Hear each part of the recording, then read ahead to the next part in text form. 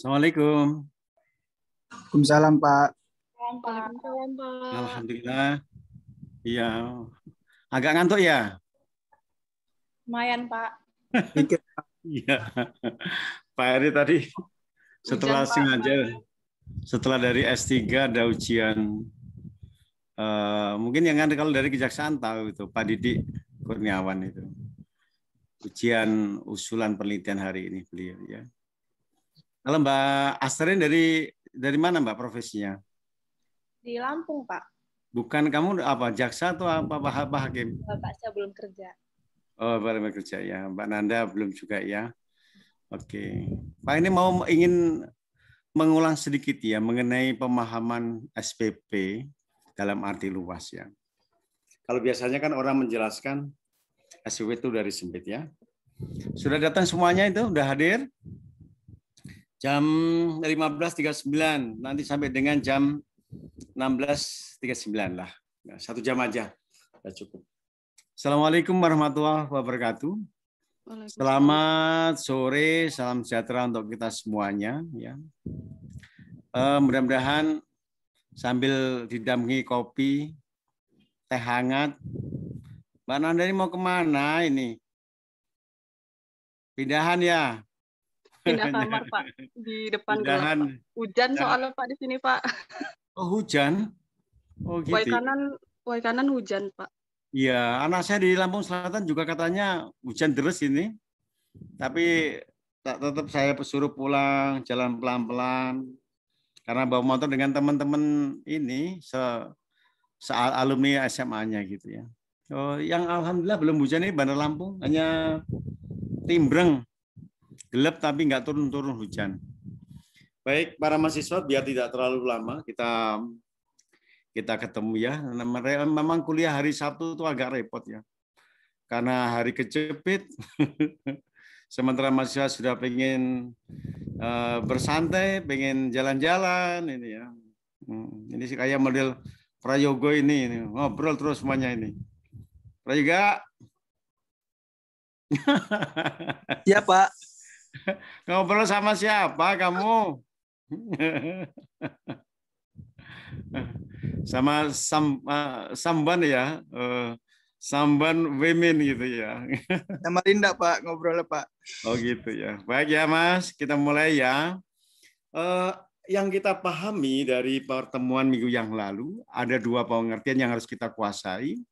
Pengertian sistem peradilan atau sistem penegakan hukum yang dilihat dari aspek struktural itu adalah yang dipahami secara sempit. Nah, kemudian berikutnya kita lihat bagaimana sistem peradilan atau sistem penegakan hukum pidana dalam arti luas itu meliputi 3 persoalan, yaitu adanya aspek atau komponen substansi hukum. Ya.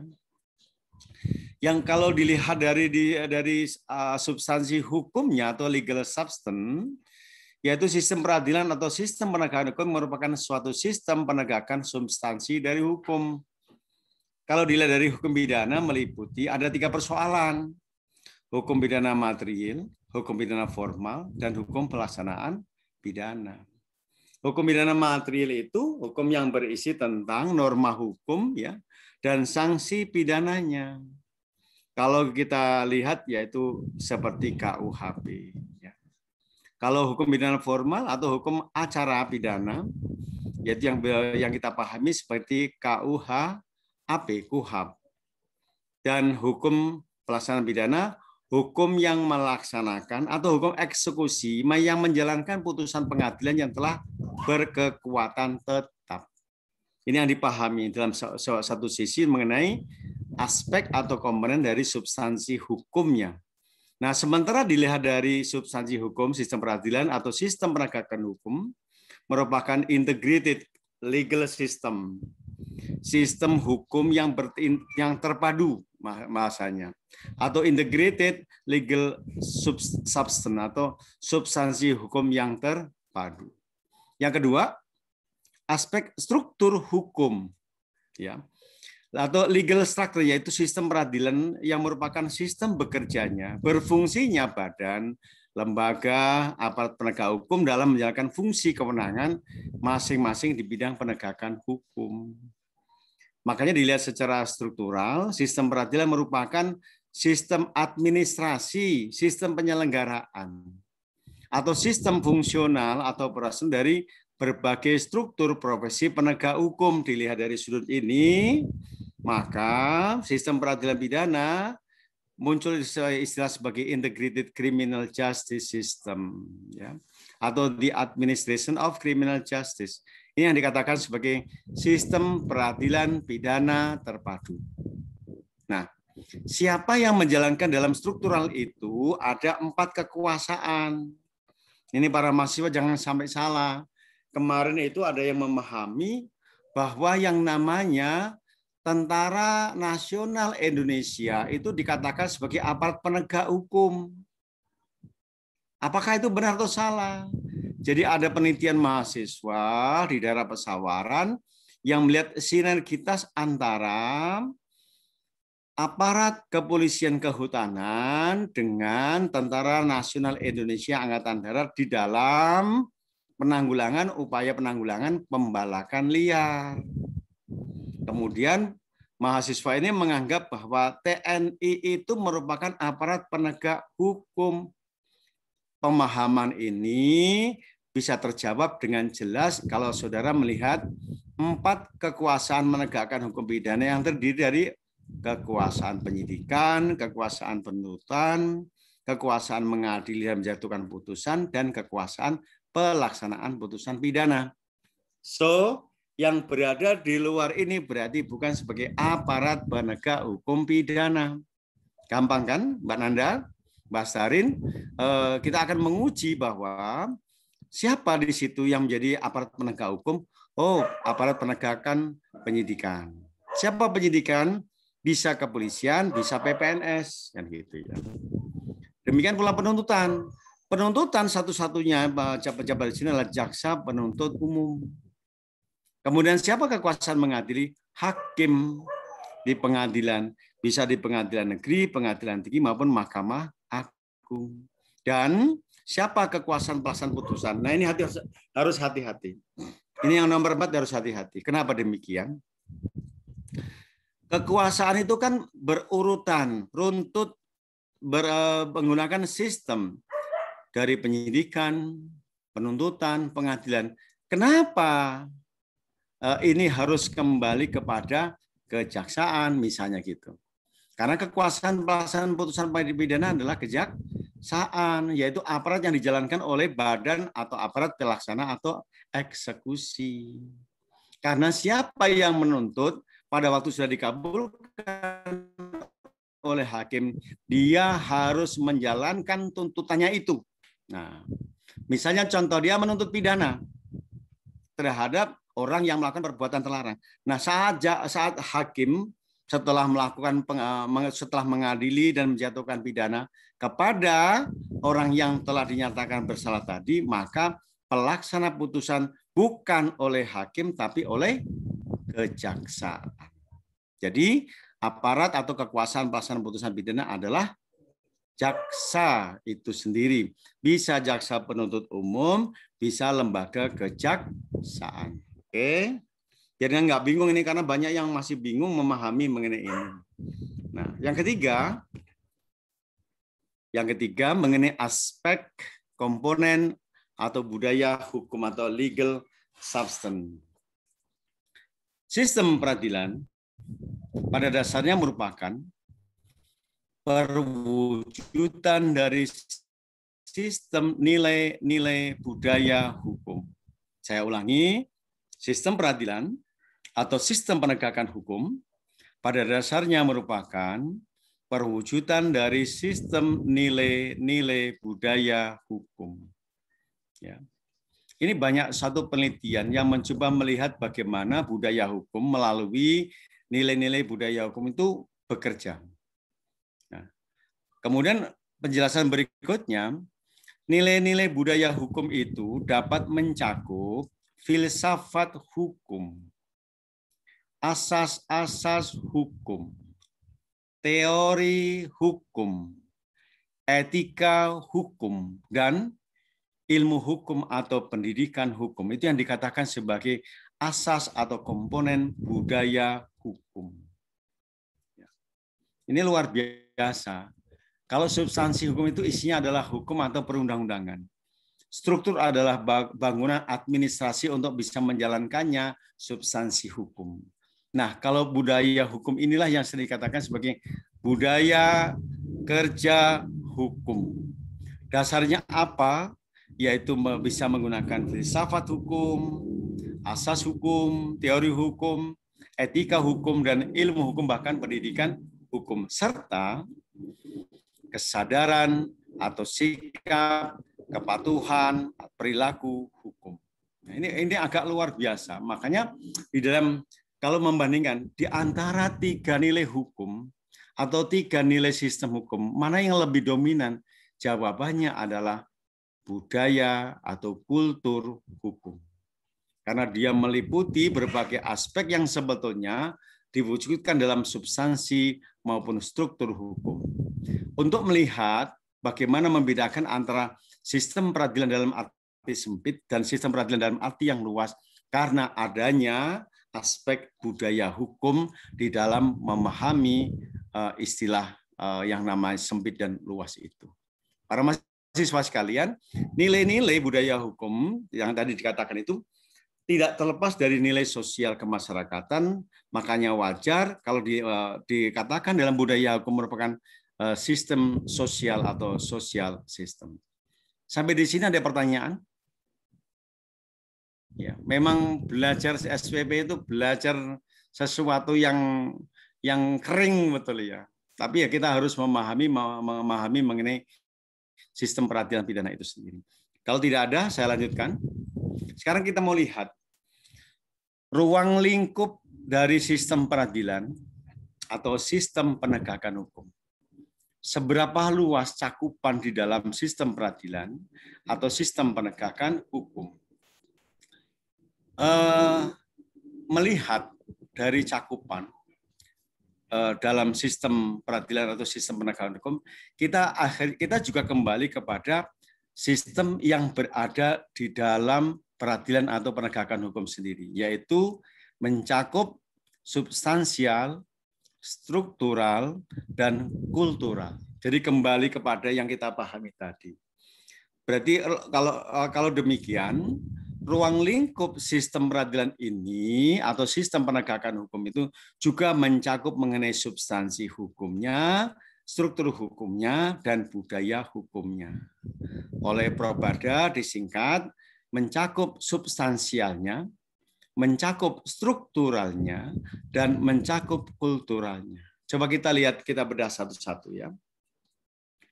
Kita lihat apa itu aspek substansial. Orang bisa menyebutkan substansi hukum atau legal substance-nya. Aspek atau komponen substansi hukum, maka sistem peradilan merupakan sistem normatif. Sistem normatif itu bisa dipahami sebagai sistem dari penegakan substansi hukumnya yang berisi mengenai hukumnya atau undang-undangnya. Ya.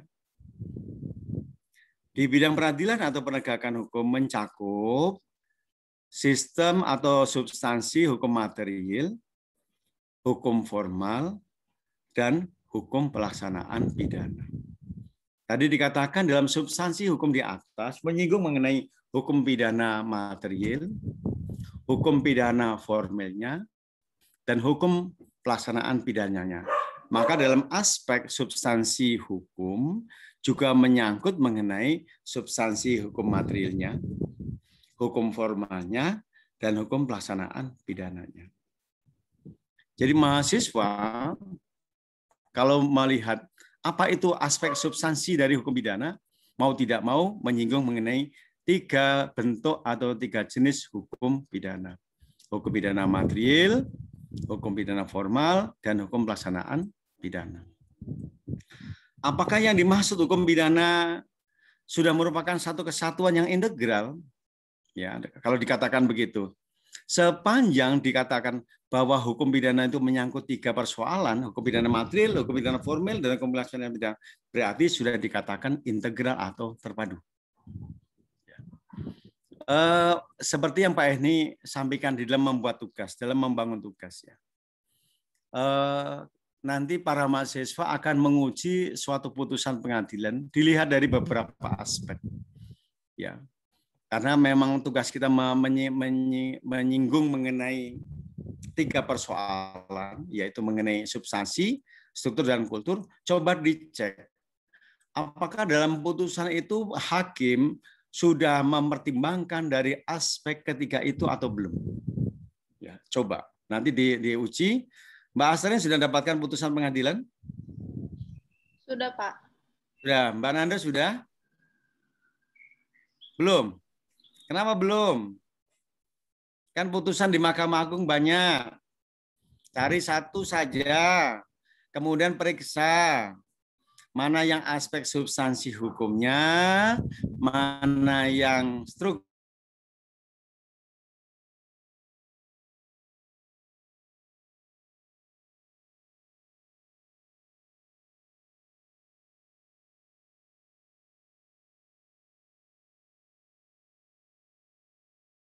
Halo, Mbak Sarin sudah mendapatkan 3 persoalan itu?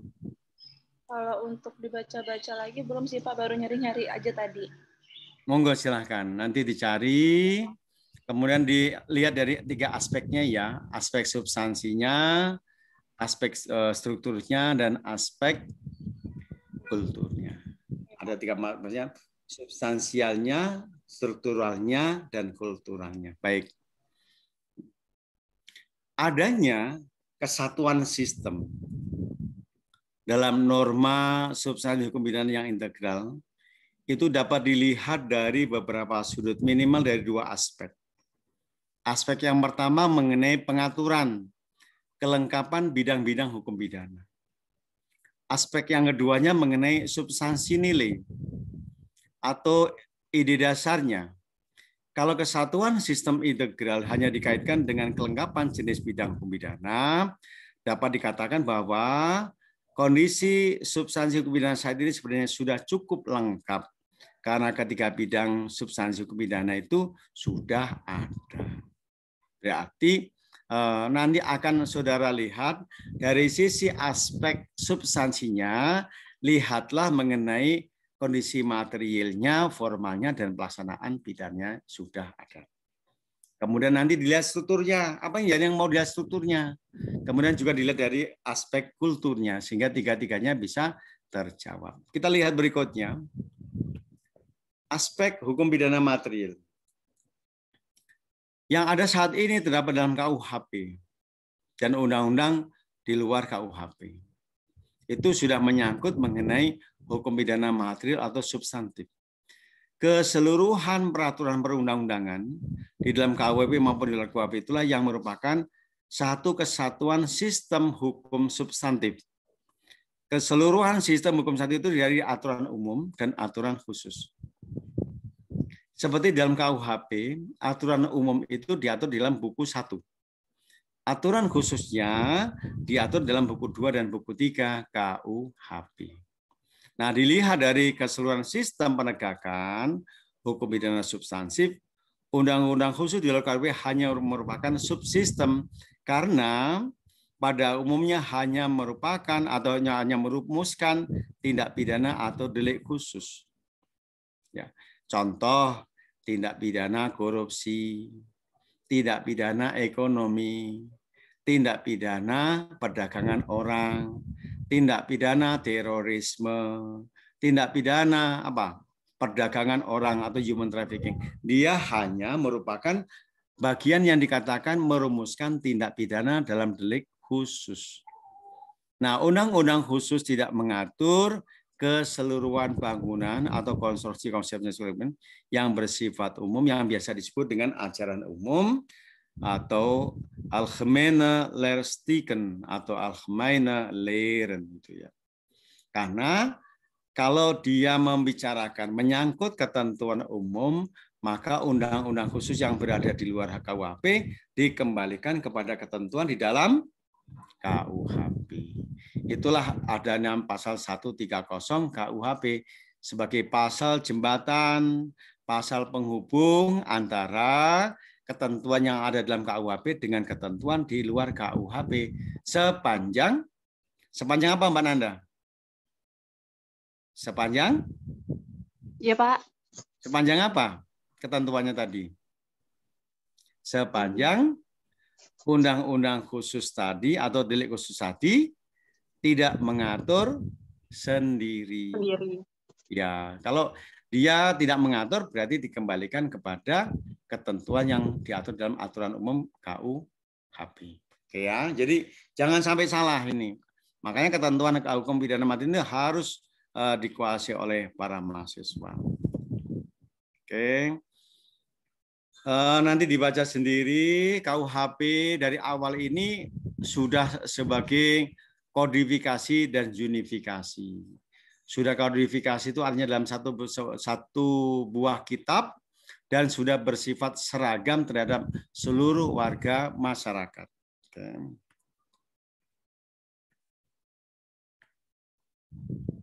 Nanti bisa dibaca sendiri yang penjelasannya. Nah, kita siap melihatnya yang kedua. Hukum pidana yang kedua yaitu hukum pidana formal.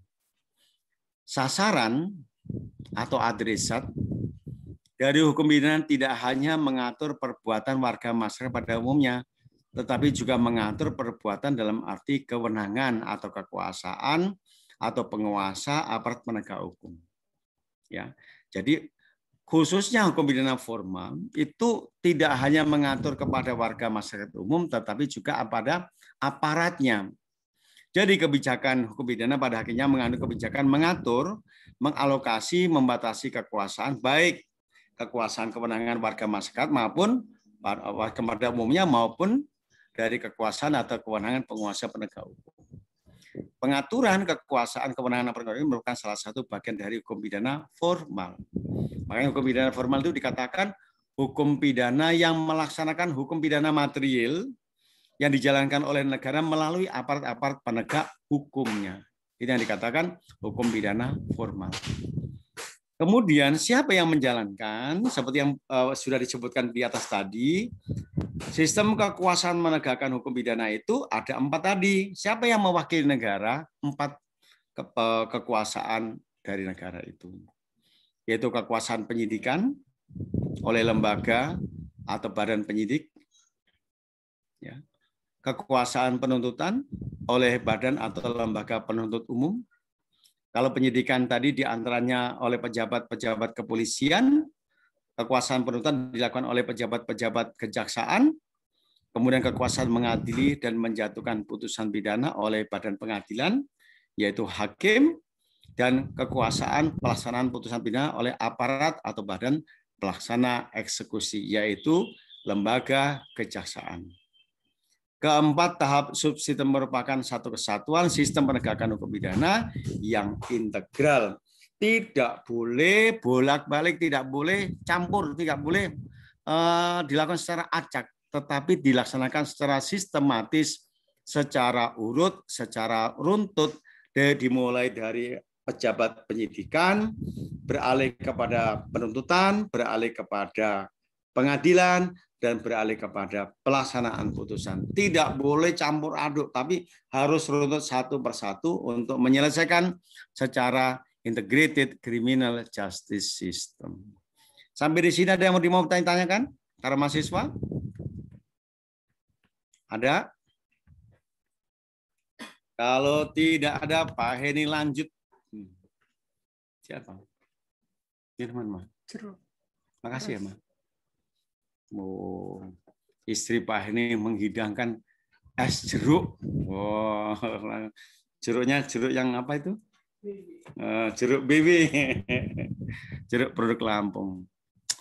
Jadi suami itu enak itu, Asarin, Nanda, Prayoga, iyalah. Pak Heni ngajar, dibuatin. Kalau kamu kan belum kan Anda, suamimu belum nyiapin kan? Iya, suami Asarin juga belum nyiapin. Woi, sampai asli sampai kaki itu lagi minta suaminya itu suruh nyiapin. Enggak, Pak. Oh enggak ya. Pak ini nih air putih sudah ada. Nah ini yang lo gede nih. Oh, wis mantap ini. Mantap ya. Baik. Ya. banyak ragamnya yang bisa kita pelajari ya di dalam hukum pidana ya. Nanti ke depan lah kita akan berbicara begitu progresifnya hukum pidana dibanding dengan hukum-hukum yang lain. Orang mengatakan ada hukum progresif, hukum dan masyarakat ya, atau sosiologi hukum. Hukum pidana tanpa disampaikan, diucapkan, sebetulnya merupakan hukum yang paling progresif untuk menghargai tidak hanya kepada pelaku tindak pidana, tetapi juga korban tindak pidana dan masyarakat pada umumnya. Ya. Luar biasa capaian-capaian di dalam hukum pidana. Hanya sayangnya harusnya bermuara kepada diundangkannya RUU KUHP di tahun 2019. Sangat disayangkan kita belum memiliki sebuah perundang-undangan KUHP nasional ya, yang secara sosiologis, yang secara politis, yang secara praktis, yang secara adaptif menggunakan alam-alam pemikiran bangsa Indonesia. Ya mudah-mudahan nanti di generasi kalian menjadi anggota dewan, jangan sampai melupakan untuk apa? Untuk melegalkan dari RUU KUHP, dari RUU menjadi KUHP. Baik, yang ketiga.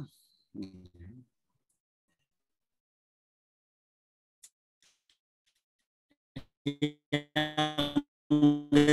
ketiga yaitu hukum pelaksanaan atau eksekusi pidana. Hukum ini seringkali dinisbatkan, sering dipinggirkan, sering tidak digunakan dalam beberapa model-model pembicaraan. Sesuatu hal yang wajar. Karena pada saat saudara belajar hukum pidana, itu yang diutamakan hukum pidana formal. Hanya KUHP dan KUHAP. Tapi tidak memberikan penjelasan secara cukup mengenai hukum pelaksanaan atau hukum eksekusi pidana. Kita lihat berikutnya. Ketentuan ini sangat berbeda dengan ketentuan yang berlaku untuk hukum pidana material dan formal. Kalau kedua hukum itu ada kodifikasinya dan ada unifikasinya. Dia berupa dalam bentuk kitab, kemudian dia berlaku secara seragam untuk masyarakat. Nah ini belum, ya belum. Dia masih tersebar di dalam beberapa peraturan perundang-undangan. Ya, ada di dalam hukum pidana material, ada di dalam hukum acara pidana. Ya, khususnya misalnya contoh pelaksanaan putusan pidana mati, putusan pidana penjara atau kurungan. Ini sangat berbeda. Ya, ada yang terkait dengan putusan ganti kerugian dan seterusnya. Tetapi juga dia diatur di dalam beberapa undang-undang khusus. Misalnya tentang pelaksanaan pidana mati. Undang-Undang Nomor 12 Tahun 95 tentang pemasyarakatan. Ya. Dalam berbagai peraturan pelaksanaan sebagai pelaksanaan undang-undang. Banyak dia tersebar. Sayangnya belum terkodifikasi dan terunifikasi secara baik. Bahkan tersebar di dalam undang-undang, kemudian berbagai keputusan menteri, ya seperti Menteri Kehakiman dan Hak Asasi Manusia tentang cuti mengunjungi keluarga bagi narapidana dan seterusnya. Kondisi peraturan perundangan yang demikian tidak mustahil akan mengganggu di dalam sistem penegakan hukum. Ini sebenarnya menjadi, kalau kalian dari senang meneliti tentang hukum administrasi pidana, ini kesempatan yang sangat bagus untuk membicarakan mengenai hukum pelaksanaan atau hukum eksekusi pidana. Karena memang belum teratur secara rapi seperti KUHP dan KUHAP. Yaitu khususnya dalam pelaksanaan putusan pidana atau tindakan. Setidak-tidaknya selain mengganggu terhadap sistem penegakan hukum, juga menyulitkan aparat penegak hukum. Terlebih lagi, apalagi masyarakat pada umumnya, termasuk masyarakat akademis seperti mahasiswa dan dosen. Nah, untuk secara cepat menemukan peraturan yang disebut tersebut ya. Oleh karena itu mungkin perlu dilakukan upaya untuk menyusun suatu kodifikasi atau himpunan peraturan perundang-undangan tentang pelaksanaan pidana. Pak ini berharap suatu saat ada mahasiswa S2 yang dari Kementerian Kanwil ya, Kanwil Hukum dan HAM yang akan bisa melakukan penelitian ini sehingga menjadi sebuah awal, menjadi sebuah embrional di dalam pembentukan hukum pelaksanaan atau hukum eksekusi pidana. Ini sangat ditunggu-tunggu. Karena apa? Karena ya tadi sangat berbeda dengan dua hukum yang sebelumnya, yaitu hukum pidana material dan formil, tetapi di dalam undang-undang eksekusi ini masih tersebar baik terkait dengan kodifikasi dan unifikasinya. Berikutnya, mengenai aspek struktural. Aspek substansial kita melihat dari hukum pidana material, hukum pidana formal, dan hukum pelaksanaan pidana. Aspek strukturnya kembali seperti pelaksanaan kekuasaan. 1, 2, 3, dan 4. Ya. Nah, patut dicatat bahwa advokat, ini yang para mahasiswa sering kita melupakan. Selain penyidik kepolisian, penuntut umum, atau hakim, juga jangan dilupakan yang namanya advokat. Advokat penasihat hukum juga merupakan bagian integral di dalam setiap tahap atau proses SPP sehingga dapat disebut sebagai badan atau lembaga apart kelima dalam SPP Indonesia. Karena itulah di situ advokat merupakan aparat penegak hukum pidana Indonesia. Ya. Kalau SPP yang diinginkan adalah SPP yang terpadu, para mahasiswa sekalian, maka peraturan perundang-undangan tentang lembaga dan lembaga seyogyanya juga tersusun dalam satu kesatuan kebijakan legislatif yang integral. Ada kata-kata kunci di situ, kebijakan legislatif. Saya mau nanya kepada kalian, apa yang dimaksud dengan kebijakan legislatif? Apa Nanda, Pak Sarin? Prayoga, apa itu dengan kebijakan legislatif? Ada bentuk kebijakan lainnya tidak? Wah lah, Nanda pura-pura rajin nulis. Oh gitu ya. Pura-pura rajin nulis itu. Iya. Mbak Nanda, apa itu kebijakan legislatif? Belum. Apa Mbak Nanda? Apa itu kebijakan legislatif? Kebijakan yang diatur oleh orang-orang legislatif itu bukan sih Pak? Yang untuk dijalankan oleh orang-orang di bawahnya. Ada benarnya, ada benarnya. Coba kalau berbicara mengenai sistem peradilan dulu, atau sistem penegakan hukum. Apa Mbak Asrin? Mbak Asrin kayaknya terganggu sama temennya di belakang itu yang lewat sana bawa mangkok, ke belakang bawa mie. Mbak Asrin udah pengen makan mie. Saya pindah posisi dulu ya Pak. Nggak usah lah, biarin aja lah. Udah biarin aja nanti. Udah nggak terganggu. Apa itu kebijakan legislatif? Kita belajar lagi. Ini siapa sih Mbak Elva? Fa? Tumben kamu nongol, Fa? Iya, Pak. Wah, tumben dia nongol ini. Udah selesai panen dia kayaknya ini. Ya, Pak. Alhamdulillah, Pak. Rugi terus, Pak. Ya. Kok rugi terus? Oh, jangan rugi ya. Nanti nggak bisa sedekah kalau rugi terus. Apa Mbak Sarin yang disebut dengan kebijakan legislatif? Kebijakan dalam menetapkan dan merumuskan sesuatu di dalam perundang-undangan, Pak. Ya, jadi begini. Yang disebut kebijakan legislatif itu sama saja dengan kebijakan formulasi. Ya, kenapa dikatakan legislatif atau legislasi atau formulasi? Di tahap ini dibangun kebijakan untuk menyusun atau memperbaiki suatu perundang-undangan. Makanya disebutkan kebijakan legislatif. Karena apa? Karena memang pekerjaannya ini dilaksanakan di dewan atau lembaga legislatif bersama pemerintah. Ya. Jadi yang namanya kebijakan penegakan hukum pidana, ini tolong dipahami ya. Kebijakan penegakan hukum pidana itu Dimulai dari kebijakan legislatif atau kebijakan formulasi, kemudian kebijakan aplikasi, dan kebijakan eksekusi.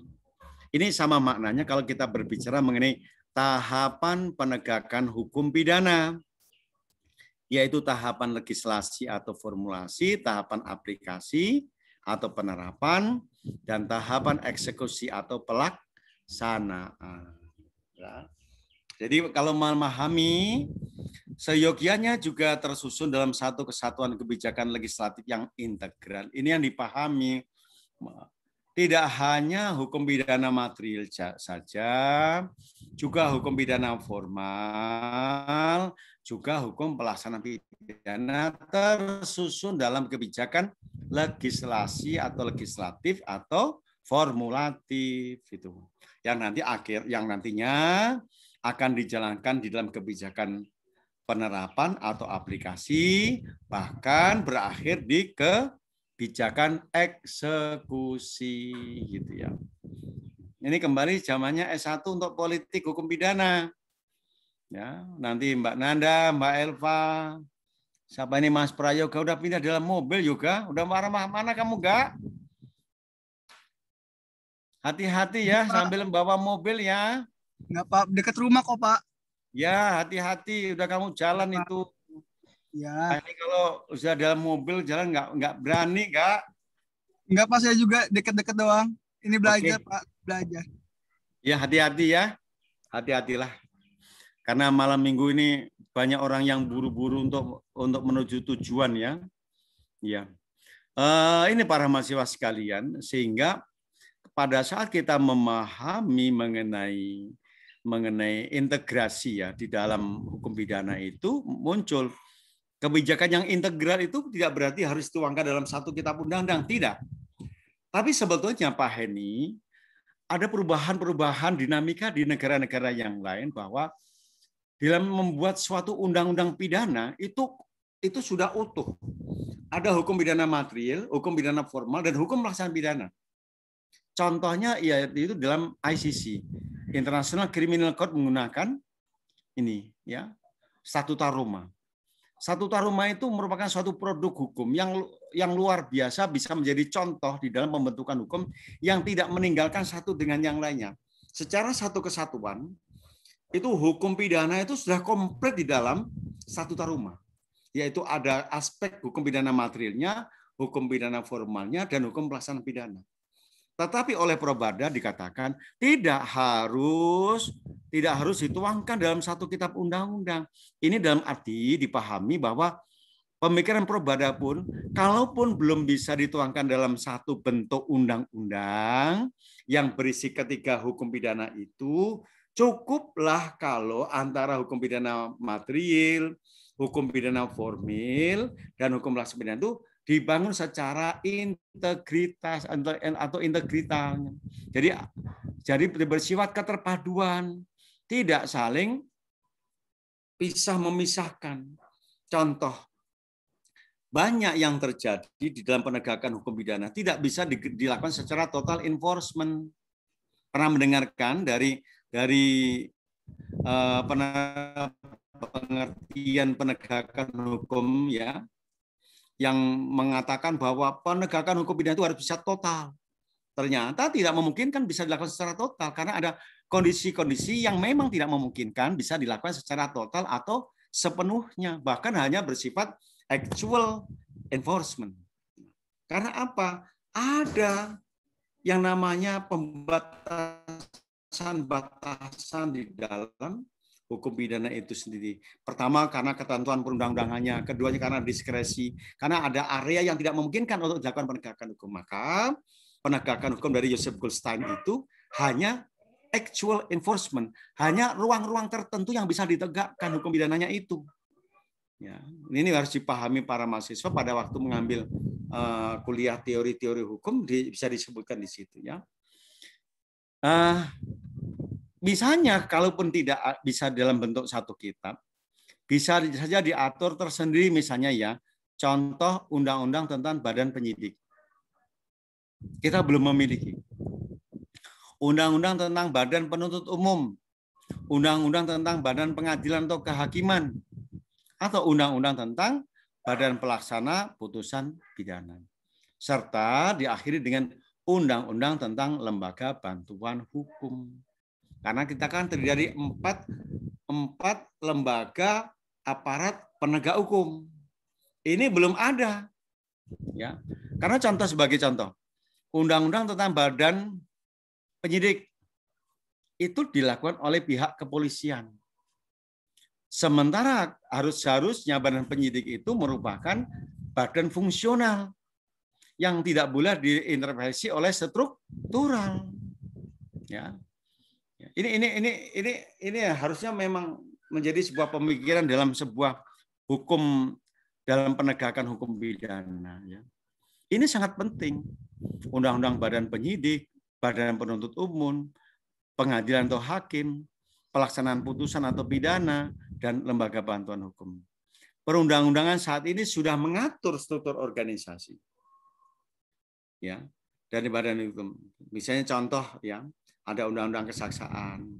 Dia nempel di situ tapi menjadi bagian dari suatu undang-undang kejaksaan, bukan undang-undang mengenai penuntut umum.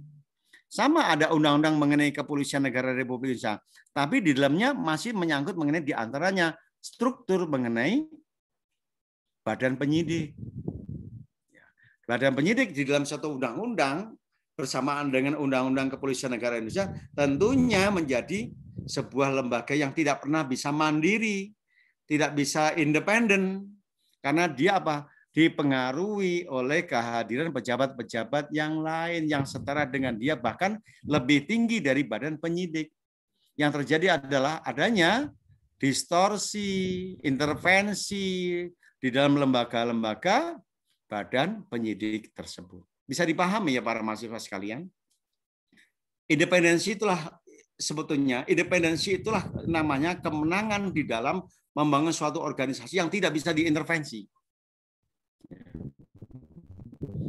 Tetapi yang menjadi persoalan adalah karena dia berada di dalam lingkungan kepolisian, kejaksaan, Mahkamah Agung, sehingga lembaga-lembaga yang harusnya fungsional mengenai penyidikan, penuntut umum, dan pengadilan menjadi terganggu, tergantung juga dari pihak atau lembaga yang lain. Oke. Mudah-mudahan bisa dipahami ya. Oke. Ini nanti bisa dibaca sendiri ini.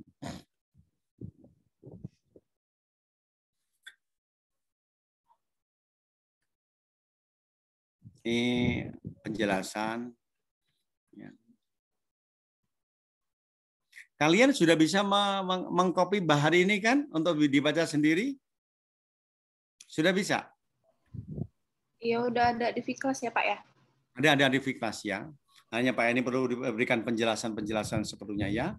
Nanti silakan dibaca, ada undang-undang kepolisian, kejaksaan, pengadilan, dan seterusnya. Ini adalah intinya adalah bangunan-bangunan tadi terhadap pejabat fungsional tidak boleh yang namanya kemandiriannya itu diintervensi atau dipengaruhi oleh pejabat yang lain. Tapi kan saudara bisa melihat contoh. Apakah ada independensi misalnya Kasat Reskrim pada waktu melakukan penanganan perkara? Ya, Kasat Reskrim tahu kan di dalam kepolisian resort itu ada yang namanya jabatan Kasat Reskrim. Apakah pada waktu dia sebagai seorang penyidik fungsional bisa tidak dia menghindarkan diri dari intervensi misalnya oleh Kapolres, oleh Wakapolres, oleh pejabat-pejabat yang di Polres? Secara fungsional seharusnya beliau tidak bisa diintervensi karena terjadi yang namanya independensi, ada kemandirian. Tetapi kenyataannya kan tidak mungkin toh yang namanya pejabat yang menyelenggarakan penyidikan atau penyelidikan perkara itu terbebas dari namanya intervensi. Itu intinya di situ. Di kejaksaan pun demikian terjadi, di pengadilan pun demikian terjadi. Sehingga yang namanya penyidik, penuntut umum, kemudian hakim yang bekerja untuk di pengadilan itu semuanya juga sulit untuk menghindarkan diri dari intervensi atas kemandirian dia sebagai pejabat fungsional. Ini yang jadi persoalan. Nah, sebetulnya kalau ini menjadi penelitian yang kalian lakukan sangat bagus itu ya. Jangan kayak Elva nanti penelitiannya mengenai judi koprok, judi togel, udah gitu di wilayah hukum Polsek Pekalongan, wah tak tolain kalau di rumah sendiri, Pak. Kata Pak ini yang penting dapat judul biar segera lulus katanya. Mulai kalau dia ngomong kayak gitu itu sudah jagoan. Elva itu sebenarnya Pak ini konsepkan jadi pengacara perempuan. Ya, pengacara perempuan, kemudian domisilinya ada di daerah Lampung Timur atau Lampung Tengah, terserahlah yang penting. Nanti mewakili dari gender perempuan untuk membantu bagaimana menuntut keadilan yang seharusnya mereka dapatkan. Karena banyak kasus di daerah-daerah itu yang kadang-kadang perempuan itu tersakiti, terzolimi. Tetapi tidak ada perempuan yang mau membantu, mau mendampingi, pendampingan sajalah. Ya. Ada alumni kita yang di daerah Batu Raja itu, sampai sekarang masih komunikasi dengan Pak Eni. Akhirnya sekarang sudah bergabung dengan menjadi pengacara perempuan. Padahal dia itu dulunya dia punya keterbatasan fisik ya, tetapi semangatnya itu mengalahkan keterbatasan fisiknya itu. Sekarang dia sudah tergabung di kelompok ya di asosiasi ya penasihat hukum yang sudah sangat bagus. Jadi kalau datang ke Bandar Lampung itu mesti ngubungi Pak ini, ngabari Pak ini, luar biasa itu. Padahal alumni itu udah senior banget loh, Elva. Sempat bekerja sebagai pedagang kain di pasar itu. Tapi walaupun mendapatkan keuntungan, mendapatkan kekayaan dari situ, kegelisahan hatinya untuk mendampingi perempuan, akhirnya setelah sekian puluh tahun, Pak Heni saya mau ikut PKPA, ikut lagi, luar biasa. Dia tidak mau di daerah Sumatera Selatan, dia maunya di Bandar Lampung. Dan alhamdulillah dia berkarya di situ. Nah sekarang dia sudah bisa tertawa, bisa tersenyum. Banyak perempuan-perempuan di daerahnya, di kabupatennya itu didampingi atau dia menjadi penasihat hukumnya untuk perkara-perkara. Luar biasa. Dan semangat ini pun bisa nantinya sampai kepada Elva, sampai kepada Nanda, sampai kepada siapa tadi yang perempuan satu lagi kan.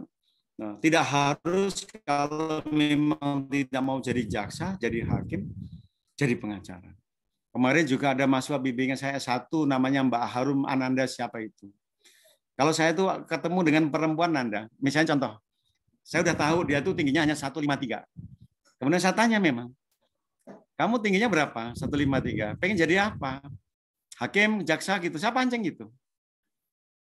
Bisa tak Pak ini dengan 153 saya jadi hakim? Jawaban saya apa? Tidak bisa. Jadi jaksa? Tidak bisa. Kamu bisanya cuma jadi apa? Penasihat hukum. Maka kondisikan diri kamu, siapkan mental kamu, jadi advokat, jadi penasihat hukum. Kamu kan juga gitu, toh Pak, nggak tinggi amat, gede juga enggak gitu.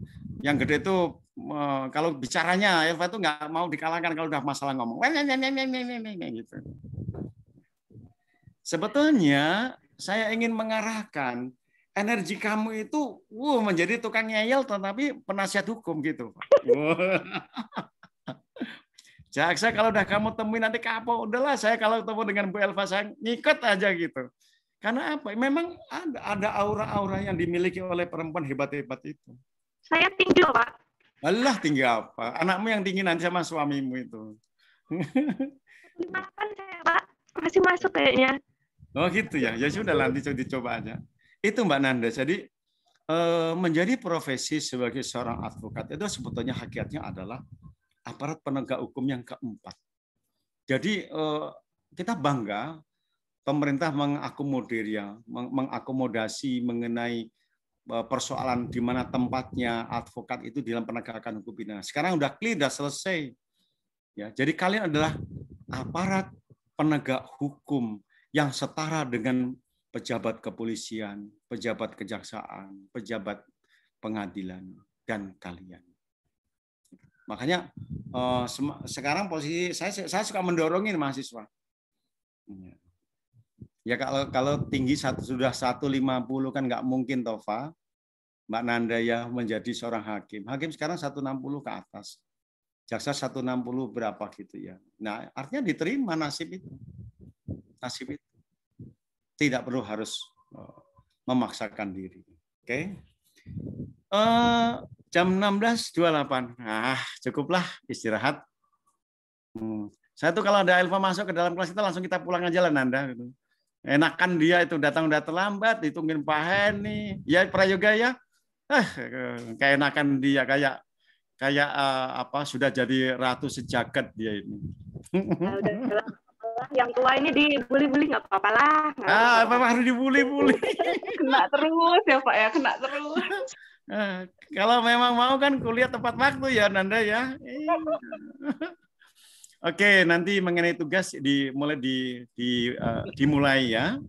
Kemudian dilihatin aspek substansi hukumnya, gampang kok. Substansi hukum kan itu kan mengenai hukum pidana materialnya apa, hukum pidana formalnya apa, hukum pelaksanaan pidananya apa, kan gitu toh. Kemudian mengenai strukturnya pasti dijalankan oleh kejaksaan. Outputnya mengenai surat dakwaan, surat perlawanan itu nanti surat tuntutan dan seterusnya itu output dari lembaga kejaksaan. Nah, yang agak sulit nanti juga akan melihat dari mana sih, dari kultur hukumnya. Kultur hukumnya kan filsafat hukumnya, asas hukumnya, teori hukum, mengenai kesadaran hukum, kepatuhan hukum ya. Itu akan kalian akan ini. Contoh sederhana. Saat hakim mempertimbangkan ada aspek-aspek yang meringankan, kemudian aspek-aspek yang memberatkan, itu sebetulnya mengenai aspek kultur hukum. Kultur hukum itu karena apa ya?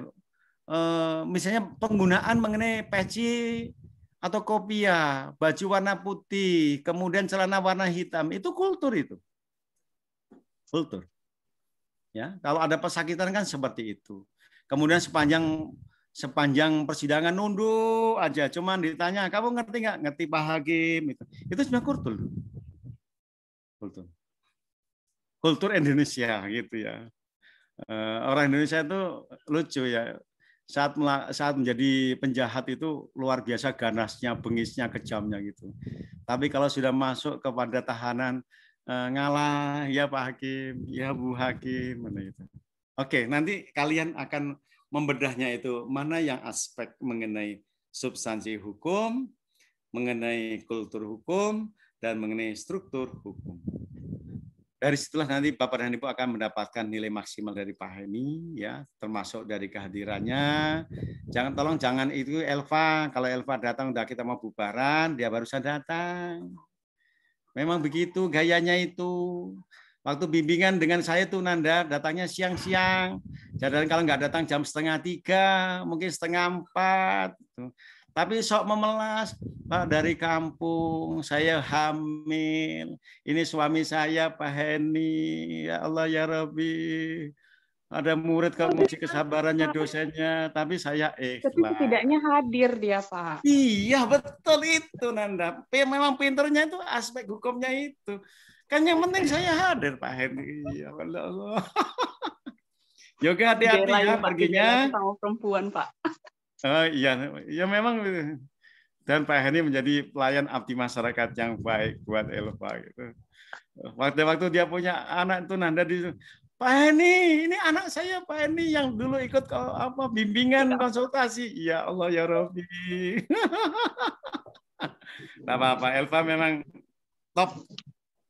Hebat perjuangan dia sebagai seorang perempuan. Dan mau saya lihat nanti sampai seberapa jauh. Saya kaget pada waktu dia ngomong, Pak ini saya mau S2. Duh, masih sempat orang ini untuk S2. Terus maju berjuang Elva, terutama untuk kampung kamu. Kalau memang kamu harus menjadi lurah, jadikan diri kamu lurah. Kalau kamu pengen menjadi anggota dewan, jadikan diri kamu sebagai anggota dewan yang hebat, yang baik. Ya, karena memang dari situlah keberhasilan kita itu memberi kemanfaatan yang semaksimal mungkin untuk masyarakat.